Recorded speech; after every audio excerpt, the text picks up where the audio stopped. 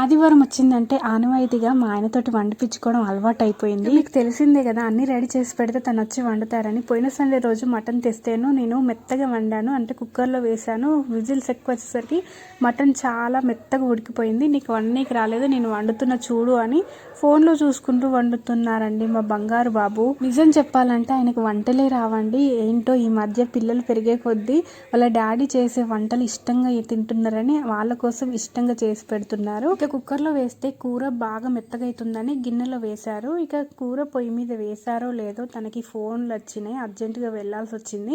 ఇక నాకు అప్పచెప్పేసి వెళ్ళారు. కాకపోతే పిల్లలు చూసారు కదా వాళ్ళ డాడీ చేశారని, అది ఎట్లున్నా సూపర్ హిట్టే అన్నట్టు. కాకపోతే నాకు వచ్చిన తిప్పలు చూడండి. అదే 4 విజిల్స్ వచ్చే కాడ 2 విజిల్స్ వచ్చి కట్ చేస్తే అయిపోయేది. ఇప్పుడు గిన్నెలో వేస్తే అది ఉడకట్లేదు ఎంతకి. ఇక ఇలాగ ప్లేట్ పై వాటర్ పోసి ఆవిరికి అది వేడయ్యాక పోస్తూ లాస్ట్ గరం మసాలా వేసాను. టేస్ట్ మాత్రం సూపర్.